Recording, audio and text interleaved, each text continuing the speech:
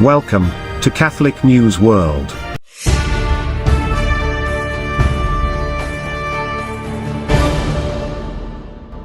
Welcome to Catholic News World. Please subscribe to our channel. My name is Steph. Here are this week's breaking news headlines. 2 Ukrainian Catholic priests were freed by Russia with the help of Pope Francis and Vatican diplomacy. Ukrainian President Volodymyr Zelensky and Major Archbishop Sviatoslav Shevchuk, the head of the Ukrainian Greek Catholic Church, expressed their gratitude to Pope Francis and the Vatican for their invaluable contribution in the release of 10 Ukrainian prisoners by Russian forces. Among the 10 prisoners were 2 priests of the Congregation of the Most Holy Redeemer, Father Ivan Levitsky and Father Bogdan Helida. Vatican News released that Levitsky and Helida, both priests of the Congregation of the Most Holy Redeemer or Redemptorists, were among the 10 individuals released by Russia in a prisoner exchange with Ukraine. The 2 priests had been arrested on November 16, 2022, and for a long time there had been no news of their location. Announcing the release of this group in a post on X, Ukrainian President Volodymyr Zelensky wrote, "I am grateful to everyone who helped. I thank our team working to free the prisoners. I also want to acknowledge the efforts of the Holy See in bringing these people home." The primate and head of the Ukrainian Greek Catholic Church, His Beatitude Sviatoslav Shevchuk, also expressed similar sentiments, thanking Pope Francis, Cardinal Pietro Parolin, and the entire Vatican diplomatic corps for their efforts. Special thanks were also expressed to Cardinal Matteo Zuppi, who had repeatedly called for the release of the 2 clerics, and Archbishop Visvaldas Kolbokas, the Apostolic Nuncio in Ukraine. Each of them, as noted in a communiqué from the Ukrainian Greek Catholic Church, made an invaluable personal contribution to make the liberation of the prisoners possible. The communiqué also mentioned that Father Ivan Levitsky and Father Bogdan Helida had chosen to stay with their community in the temporarily occupied territories, ministering to both Greek Catholic and Roman Catholic communities. They were arrested on charges of possessing weapons. It was only recently that Major Archbishop Sviatoslav had received confirmation that the 2 Redemptorists were still alive. The Catholic Church in France reveals an increase of converts and vocations, with 105 priests to be ordained this year. The Catholic Bishops' Conference of France announced an increase in the number of priests to be ordained in the country.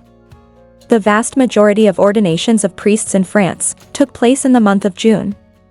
There are 73 diocesan priests, 35 religious and community members, 3 members of Societies of Apostolic Life, for priests ordained in the institutes under the former Ecclesia Dei Commission, celebrating according to the Roman Missal of 1962.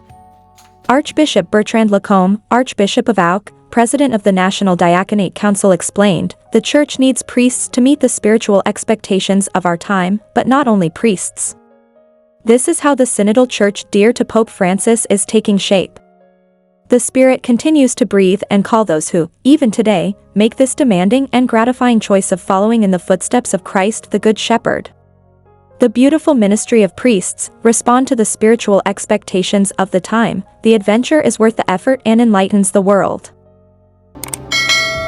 30,000 participated in Italy's March for Life, with many families and Pope Francis' encouragement. Agenzia Ser gave the figure of 30,000 people who attended the March for Life on the streets of Rome on Saturday, June 22, 2024. Thousands of joyful mothers, fathers, youth, and children brought life to the national demonstration with the motto, "Let's choose life." This was the most important public event in Italy to defend and promote the dignity of human life from conception to natural death. 130 organizations participated. In a message, Pope Francis thanked those who prepared, and those who participated, in the march, by giving public testimony in defense of human life from conception to natural death. "Move forward with courage despite all adversity," was the message, read on stage, that Pope Francis sent to organizers and participants. "The stakes, that is, the absolute dignity of human life, a gift of God the Creator," continued the pontiff, "are too high to be the subject of compromises or mediations. No compromises are made on human life." Former Archbishop Carlo Maria Vigano was just found guilty of schism and is excommunicated by the Vatican. A person who is excommunicated can be forgiven if they acknowledge their offense and ask for forgiveness. An excommunicated person can still attend Mass but cannot receive the Eucharist. The Vatican Doctrinal Office has declared the official excommunication of the former nuncio to the United States, Carlo Maria Vigano. The office has also found him guilty of schism because of his public statements saying he does not recognize the authority of the Pope or the Second Vatican Council. At the end of June, Vigano gave his opinion on the process that he was being subjected to by the dicastery for the doctrine of the faith. The former nuncio said, "I do not recognize the authority of either the court that claims to judge me, its prefect or those who appointed him."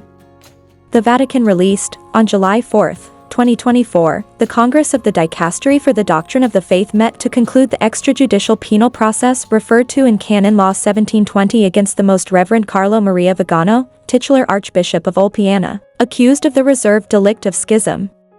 His public statements manifesting his refusal to recognize and submit to the Supreme Pontiff, his rejection of communion with the members of the Church subject to him, and of the legitimacy and magisterial authority of the Second Vatican Council are well known. This is in accord with Canon Law 1364. Vigano, the former papal nuncio to the United States, has repeatedly rejected the authority of Pope Francis and has called on him to resign.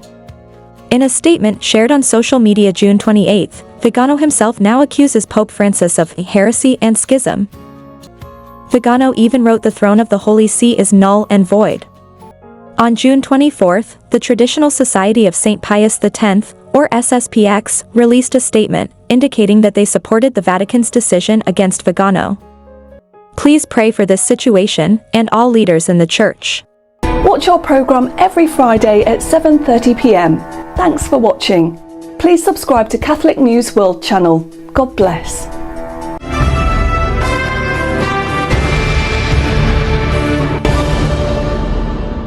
Please subscribe to Catholic News World's YouTube channel. Thanks and God bless.